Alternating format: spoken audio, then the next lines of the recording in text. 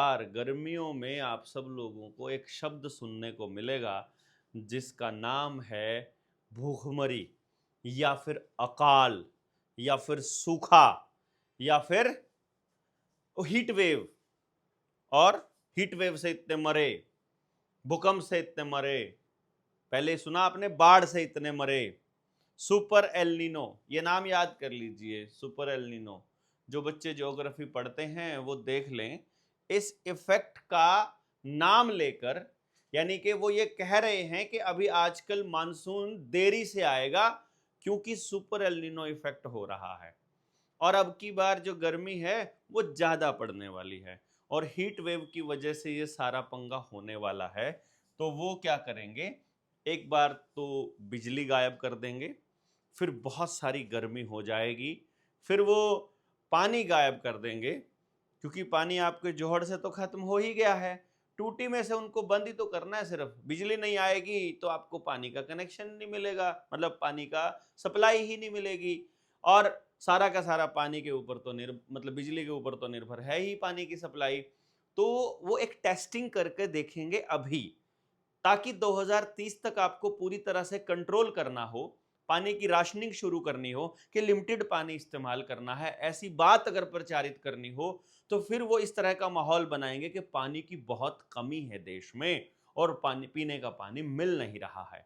इसीलिए नदियों का पानी पहले वो खराब कर रहे हैं फैक्ट्रियों के माध्यम से, कि फैक्ट्रियों का पानी, जो गंदा पानी है, जो उसमें से सारा कुछ वेस्ट है, वो नदियों में बहा दिया जाता है ताकि नदियों का पानी पीने लायक नहीं है ऐसा कहकर वो पानी पीने पर पाबंदी लगा सकें। फिर वही फैक्ट्रियां, इथेनॉल प्लांट, शुगर मिल, उस सारी गंदगी को रिवर्स बोरिंग करके जमीन में अंडरग्राउंड पानी में छोड़ देते हैं, जिससे कि आप टूटी का पानी, अगर नलके का पानी पियोगे, ट्यूबवेल का पानी पियोगे तो उसमें इतने ज्यादा केमिकल होंगे कि डायरेक्ट कैंसर का कारण बनेगा। तो फिर वो कहेंगे आपको वाटर सप्लाई से ही पानी पीना पड़ेगा और वाटर सप्लाई बिजली के ऊपर निर्भर है। तो एक बार जो है वो बिजली भगा कर देखेंगे, फिर मीडिया में आपको खबरें आ जाएंगी कि पानी आ ही नहीं रहा है, नीचे से सप्लाई बहुत नीचे चली गई है, बोरिंग करनी पड़ेगी एंड सो ऑन।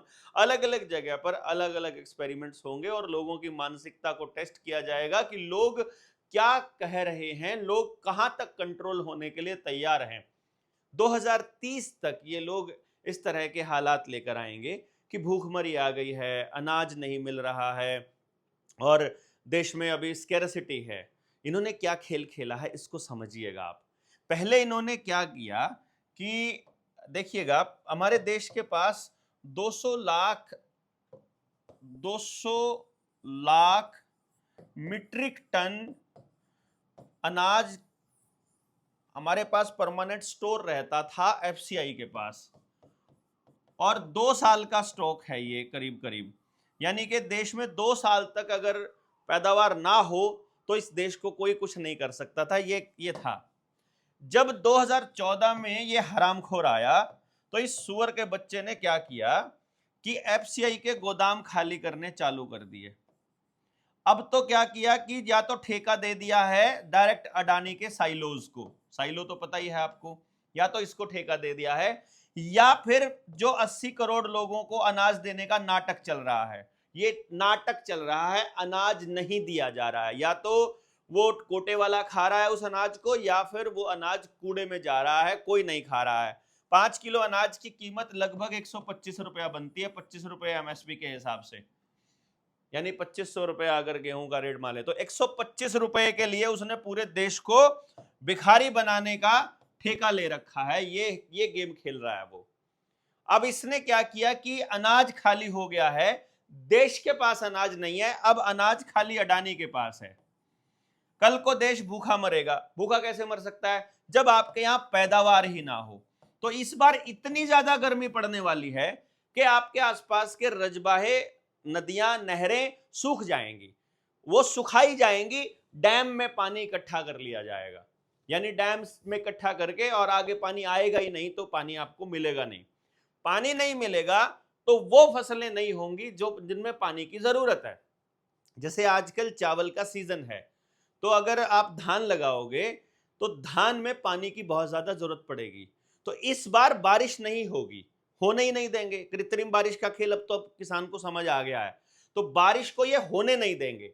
जैसे ही बादल आने लगेंगे, ये हार्प टेक्नोलॉजी से या ऊपर बादलों से केमिकल डाल करके बादलों को विच्छेद कर देंगे उनका, और वो बादल अपना निकल जाएंगे। बारिश होनी नहीं है, ट्यूबवेल आपको चलाने के लिए बिजली की जरूरत पड़ेगी, बिजली चलाने नहीं देंगे। सोलर को भी रजिस्टर करने की बात ये कर ही रहे हैं, ये आप लोगों को मालूम ही है। और ऊपर से फिर पूरा कंट्रोल सिस्टम इन्होंने कर लिया है कि इस बार किसान की जो फसल है वो पूरी ना हो। देखना यह रहेगा, जैसे अभी क्या हुआ कि कुछ टाइम पहले कुछ किसानों ने समय से पहले फसल बो दी, तो प्रशासन ने वहां ट्रैक्टर चलाकर उसकी सारी फसल को खराब कर दिया।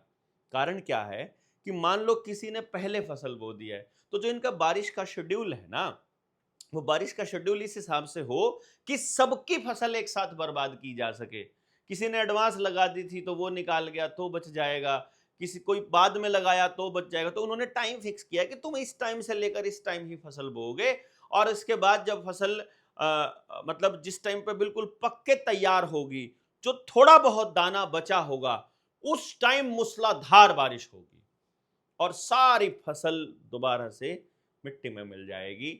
ये इनका प्लान है। अनाज के लिए आपको फिर अडानी के आगे हाथ फैलाना होगा। जैसे उस वक्त लाल बहादुर शास्त्री के टाइम पर अंग्रेजों ने इसी तरह की टेक्नोलॉजी का इस्तेमाल करके किसान के गेहूं को, या हमारे पास जो जमा गेहूं था उसको, जो विश्व युद्ध चल रहा था वहां सैनिकों के भोजन के नाम पर यहां से शिप में भर करके लाद करके समुद्र में फेंक दिया था। वहां तो अनाज था, कोई दिक्कत नहीं थी, लेकिन यहां देश खाली करना था। इसीलिए देश में भूखमरी जैसे हालात पैदा किए गए, मतलब दिखाया गया कि भूखमरी है, और क्योंकि अनाज है बचा ही नहीं, उन्होंने सारा ले लिया था युद्ध के नाम पर।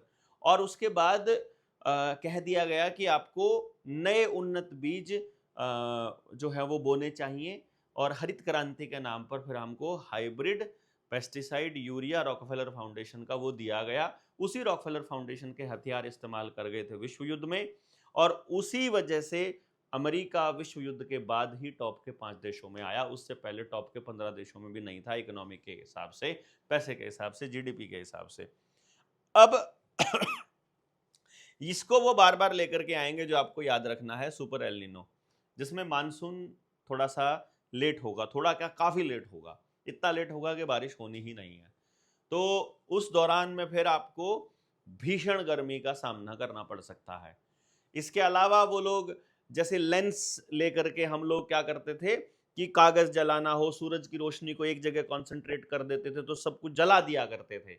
इस तरह से जंगलों में आग लगाने के लिए लेजर टेक्नोलॉजी का भी इस्तेमाल करते हैं, और इस तरह के लेंस, आसमान में बड़े लेंसेज यूज करते हैं ये लोग, क्योंकि अब तो ड्रोन तो कुछ भी लेके जा सकता है ना, तो कोई बड़ा लेंस, शीशा या कोई शीट ट्रांसपेरेंट जो कि बिल्कुल कनकेव लेंस की, कन्वेक्स लेंस की तरह ही काम करने लग जाए, तो वो तो आपको पता ही है कि वो सारा का सारा उत्तल लेंस जिसे हम बोलते हैं, उत्तल लेंस ही तो इकट्ठा करता है ना उनको, सारी की सारी कन्वर्जेंस लेंस भी बोलते हैं जिसको। तो वो उस हीट को, उस ऊर्जा को एक जगह पर इकट्ठा कर देगा, तो उससे क्या होगा, उस पर्टिकुलर जगह पर बहुत ज़्यादा गर्मी हो जाएगी। इतनी गर्मी हो जाएगी कि हो सकता है कुछ लोग गर्मी से झुलस जाएं, इतने झुलस जाएं कि जैसे आग लगाई गई है। तो फिर आपको ये बताएंगे कि भैया हीट वेव थी, ये हीट वेव नहीं थी। आपको घरों में कैद करना है, आपके अनाज को कंट्रोल करना है, पानी की राशनिंग करनी है। वर्ल्ड इकोनॉमिक फोरम का एजेंडा है जमीनों पर अधिकार जमाना है। जब आपके यहाँ फसल होगी नहीं, पुराना कर्जा चुका नहीं पाओगे, तो बोलेंगे बैंक डूब गए हैं, सीबीडीसी आ रहा है। आप कर्जा दे नहीं पा रहे हो तो क्रेडिट स्कोर में कर दो, तो आपका ये स्कोर कम होगा, होता रहेगा, मिलता रहेगा। काम करोगे तो स्कोर मिलेगा, नहीं होगा तो नहीं मिलेगा। जिसका स्कोर कम होगा वो घर से बाहर नहीं निकल पाएगा। इस तरह के टोटल कंट्रोल डिस्टोपियन सोसाइटी की तरफ ये लोग नई विश्व व्यवस्था को बना रहे हैं। आप अपनी कुछ तैयारी कर रहे हैं कि नहीं कर रहे हैं? मेरे ख्याल से आपको तो अंदाजा भी नहीं होगा कि ये किया जा रहा है और स्क्रिप्ट का हिस्सा है। तो कोई बात नहीं, इस गर्मियों में आपको पता चल जाएगा। ये जो सड़कों बनाना, ये जो हरियाली को खत्म करना, घास को हटा करके वहां इंटरलॉकिंग वाली टाइल लगाना, हर गली को पक्का करना, मिट्टी छोड़ना ही नहीं, ये सारा इसी का गेम प्लान है। जंगल काटेंगे तो बारिशें नहीं होंगी। इसीलिए अंडमान निकोबार में हजारों लाखों एकड़ के जंगल काटे गए, छत्तीसगढ़ में काटे जा रहे हैं, मध्य प्रदेश में काटे जा रहे हैं, झारखंड में काटे जा रहे हैं, आसाम में काटे जा रहे हैं, आदिवासियों को विस्थापित किया जा रहा है, ताकि यहां का इकोलॉजिकल सिस्टम को बिगाड़ा जा सके और उसके नाम पर कंट्रोल किया जा सके। ये वही अंग्रेज कर रहे हैं जो 1947 से पहले कर रहे थे। आपको लग रहा है कि आप कर रहे हो? अडानी, अंबानी, महिंद्रा, टाटा, जितनी कंपनियां यहां पर जो शेयर मार्केट में लिस्टेड है ना, उन सबको कंट्रोल वही रॉकफेलर फाउंडेशन और रॉथस्चाइल्ड करते हैं भाई, जो पहले ईस्ट इंडिया कंपनी चलाया करते थे। ईस्ट इंडिया कंपनी के अंडर में ही आपके म्युनिसिपल कॉर्पोरेशन आते हैं, उसी के अंडर में आपका कलेक्टर आता है, उसी के अंडर आपका डीसी ये तहसीलदार आता है। वो सारे पटवारी कानागो तक सब ईस्ट इंडिया कंपनी के अंडर काम करते हैं, यहां तक कि आपके एमएलए एमपी भी उसी के अंडर काम कर रहे हैं, जिसका नाम वो केंद्र सरकार कहते हैं। भारत के संविधान में केंद्र सरकार का कहीं जिक्र नहीं है, लेकिन आपके ऊपर जो आधिपत्य है वो केंद्र सरकार का है। जो आपके हाथ में नोट है उसके ऊपर गारंटी केंद्र सरकार की है, और केंद्र सरकार नाम का कोई एजेंसी भारत में काम नहीं करती है। वो केवल इंग्लैंड की पार्लियामेंट से आता था, उसी को द सेंट्रल गवर्नमेंट बोला जाता था। अखबारों में छाप छाप के आपको ऐसा बताया गया है कि केंद्र सरकार ही भारत सरकार है। ये गलत है, ये झूठी इन्फॉर्मेशन है। अब मैं जो आपको बता रहा हूं, देश के लोगों को इस बात के लिए खड़ा होना पड़ेगा। जैसे ही वो पानी की कमी का नौटंकी करने लगे, आपको बोलना होगा पहले इथेनॉल प्लांट बंद होंगे, पहले कोका कोला फैक्ट्रियां बंद होंगी, पहले जो सॉफ्ट ड्रिंक की फैक्ट्रियां बंद होंगी, शराब की फैक्ट्रियां बंद होंगी, मेडिकल फार्मा की जो जो क्योंकि हम होम्योपैथी यूज कर सकते हैं, आयुर्वेदा यूज कर सकते हैं, डेटा सेंटर बंद होंगे। एक डेटा सेंटर में कितना पानी इस्तेमाल होता है, आप सारे लोग रिसर्च कीजिए, रिसर्च करिए कि जो ये बांध बनाए गए हैं ये असल में पहाड़ों पर डेटा सेंटर को अनलिमिटेड पानी की सप्लाई देने के लिए बनाए गए हैं। जितना डेटा सेंटर एक महीने में पानी सप्लाई यूज करता है, उतना पूरे भारत को पानी पीने के लिए चाहिए होता है। इसका समझिएगा आप कि कितने शहरों को पानी पिलाया जा सकता है एक डेटा सेंटर के, मतलब उस पानी की खपत के बराबर। और वो सारा पानी वो डेटा सेंटर यूज कर रहे हैं जो अमेरिका के हैं, जो इजराइल के इशारे पर आते हैं, जिनका भारत से कोई लेना देना नहीं है। और जितना जितना भी डेटा आपका सीसीटीवी कैमरे का जो फुटेज है, आपके मोबाइल का जो डेटा है, जो आपका एल्गोरिदम है, जितना आप यूज करते हो, वो सारे का जो इकट्ठा हो रहा है स्टोर, जो एल्गोरिदम बनाने के लिए और डेटा कलेक्शन के लिए, डेटाबेस के लिए, वो सारा का सारा उनका है। ना आपके पास अपना कोई ऑपरेटिंग सिस्टम है, ना आपके पास अपने कोई सर्वर है, सब के सब उनके हैं। अल्टीमेटली आप अपनी गर्दन उनके हाथ में दे रहे हो, और उल्टा अपने पानी को खत्म करके। सॉफ्ट ड्रिंक पूछना पड़ेगा आपको, शुगर मिल बंद कराने पड़ेंगे आपको, डाई फैक्ट्रियां बंद करनी पड़ेंगी, पेपर फैक्ट्रियां बंद करनी पड़ेंगी, पावर प्लांट बंद करने पड़ेंगे। न्यूक्लियर पावर प्लांट में कितना पानी इस्तेमाल होता है आपको अंदाजा नहीं है, उसको कूल डाउन रखने के लिए। हम बिजली के बिना रह सकते हैं, पानी के बिना नहीं रह सकते हैं। आप बोल दीजिए बिजली बंद कर दो, देखना बिजली बंद नहीं करेंगे वो, क्योंकि बिजली बंद हो जाएगी तो मोबाइल रिचार्ज होने बंद हो जाएंगे। मोबाइल रिचार्ज बंद हो जाएंगे तो आपको प्रोग्राम नहीं कर पाएंगे, वो आपके घरों के अंदर टीवी नहीं चल पाएंगे तो वो आपकी प्रोग्रामिंग नहीं कर पाएंगे। और आदमी आदमी को पता चलेगा कि जंगल और पेड़ों की कीमत क्या है, तब वो सच में अपनी लड़ाई लड़ने लग जाएगा। इसलिए पानी गायब करेंगे, बिजली खत्म नहीं करेंगे। तो पावर प्लांट बंद करना पड़ जाए, इथेनॉल प्लांट बंद करना पड़ जाए, कोका कोला के ये कोल्ड ड्रिंक बंद करनी पड़ जाए, डेटा सेंटर बंद करना पड़ जाए, लेकिन पानी बंद नहीं होना चाहिए। सीमेंट की फैक्ट्रियों में कितना पानी इस्तेमाल होता है आपको अंदाजा नहीं है। इस गेम को समझना है आपने कि ये सारा स्क्रिप्ट के हिसाब से होगा। पहले से ही बताना इसलिए जरूरी है कि चोर जब आए उससे पहले बताओ कि चोर आ रहा है। एचपीवी वैक्सीन पूरे देश में 99.9% लोगों ने नहीं लगवाई, 0.1% से भी कम लोगों ने लगवाई। और आप देखिएगा अगर हम लोग लगातार नहीं बोले होते बोलने वाले तो क्या हाल होता। आज बच्चियां हमारी नपुंसक और बांझ होने की दिशा में आगे बढ़ रही होती। लेकिन इन हरामखोरों के पास, किसी के पास भी pure placebo control trial group का डेटा नहीं है। ये आपको याद रखना है, ये शब्द आप पक्का याद रख लो एकदम से। Pure placebo control trial group.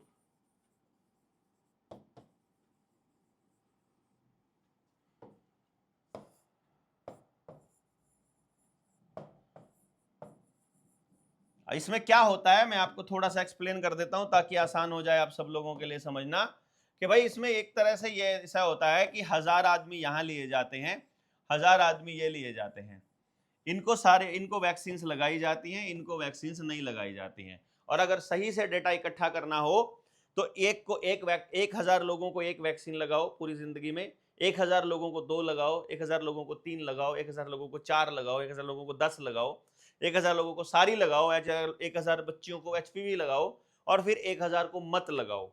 और फिर उसके बाद उनकी पूरी जिंदगी को स्टडी करो, पूरी जिंदगी को, पता चले कि ये जो वैक्सीनेटेड थे ये कैसे कैसे मरे और ये अनवैक्सीनेटेड थे ये कैसे कैसे जिए। इनके मरने और इनके जीने का स्टाइल, तरीका बिल्कुल अलग होगा। यदि आपको इसका सबूत देखना है तो अपने रिश्तेदारों में, अपनी जानकारी में, अपने दोस्तों में, और अगर आपके पास नहीं है तो जनता सरकार मोर्चा में उन बच्चों को देखिए जिनको एक भी वैक्सीन नहीं लगी, जिन्होंने डॉक्टर की शक्ल भी नहीं देखी है ना, उनकी ऊर्जा इतनी जबरदस्त है, इतना तेज है उनके चेहरे पर, ऐसे शानदार बच्चे हैं आप सोच भी नहीं सकते हैं। ये आपको आपकी पूरी की पूरी नस्ल को खराब करने के लिए कर रहे हैं। इसीलिए डंगरों को इंजेक्शन लगाए जा रहे हैं, आवारा कुत्तों को, आवारा गायों को, जितनी भी बाहर हैं उन सबको वैक्सीनेट किया जा रहा है। ये बीज नाश का खेल है कि खेत का बीज भी नाश, डंगरों का बीज भी नाश और इंसान का बीज भी नाश। इसीलिए इस वैक्सीनेशन के ऊपर आपको बोलना है। 10, 12, 13, 15 जितना आपको, इतने लाख रुपए इनाम चाहिए हम वो इनाम देंगे। डॉक्टर कमलप्रीत सिंह ने भी अनाउंस किया हुआ है और 2-4 लाख हम भी जोड़ कर देंगे। और जो आदमी ऐसे डॉक्टर को, ऐसे आदमी को लेकर आएगा जो pure placebo control trial group का डेटा हमको देगा, जो ये कहेगा, जो ये साबित करता होगा कि ये वैक्सीन सेफ है, उसको, उस व्यक्ति को भी इनाम मिलेगा 10-15 लाख रुपया। और 15 लाख तक का तो हम बोल ही देते हैं, मोगली वाले 15 लाख नहीं, ये असल वाले 15 लाख हैं। और जो ऐसे आदमी को लेकर आएगा 1 लाख रुपया उसका, आप ऐसे लोगों को जो आपके यहाँ आपकी बच्चियों को वैक्सीन लगाने के लिए आए, उनको स्पष्ट तौर पर बोलिए, जब तक आप लिखकर लेटर हेड पर जिम्मेदार व्यक्ति से जिम्मेदारी नहीं दोगे कि वैक्सीन सेफ है, और सिर्फ जिम्मेदारी से बात नहीं बनेगी, हमें सबूत चाहिए कि ये सेफ है, तब तक कोई वैक्सीन ना लगवाएं। और अगर कोई जबरदस्ती लगा दे तो उसके ऊपर हत्या की कोशिश का मुकदमा दर्ज हो सकता है, उसकी टांगें तोड़ी जा सकती हैं, क्योंकि आपकी मर्जी के बिना आपके बच्चे को वैक्सीन लगाना उसकी जान को हानि पहुंचाना है। और कानून में ये दिया हुआ है कि अपनी जान बचाने के लिए आप किसी की जान ले सकते हैं, कोई दिक्कत नहीं होगी, आप निर्दोष साबित होंगे यदि आप ये साबित कर पाए कि ये जान लेने की कोशिश थी।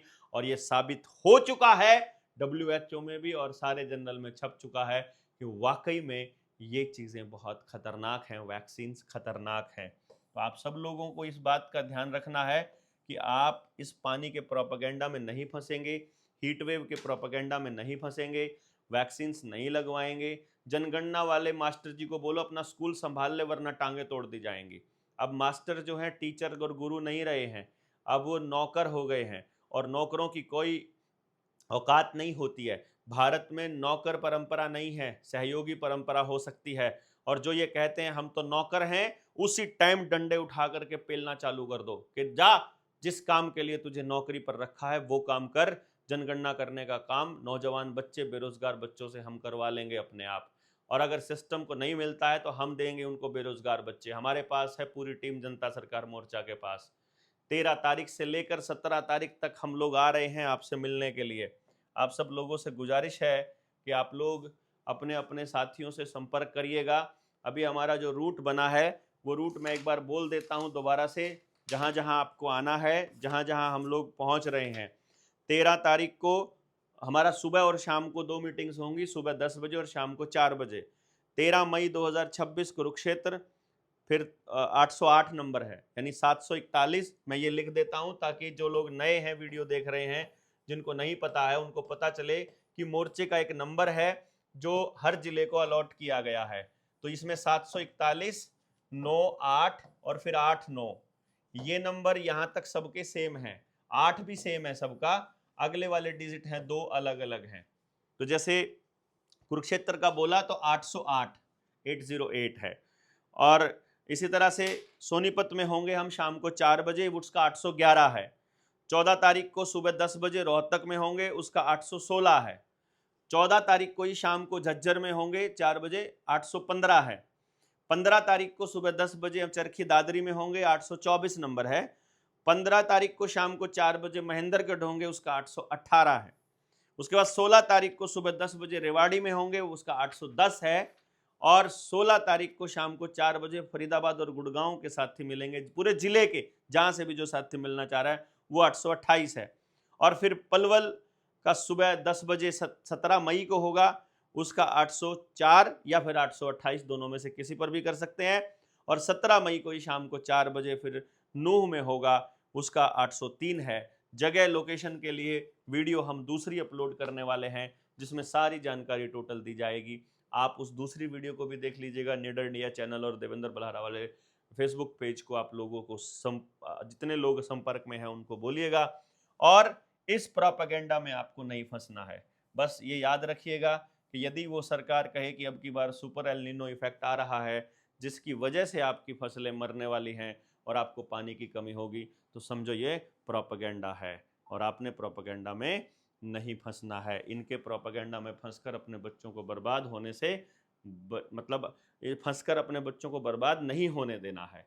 तो आप सब लोग इसमें लड़ाई लड़ेंगे अपने अपने बच्चों के लिए, ऐसी उम्मीद हमें है, क्योंकि ये बड़ा खेल है और बड़े खेल को थोड़ा धैर्य के साथ हमें लड़ना पड़ेगा, सुनियोजित संगठित होकर के। हम तैयार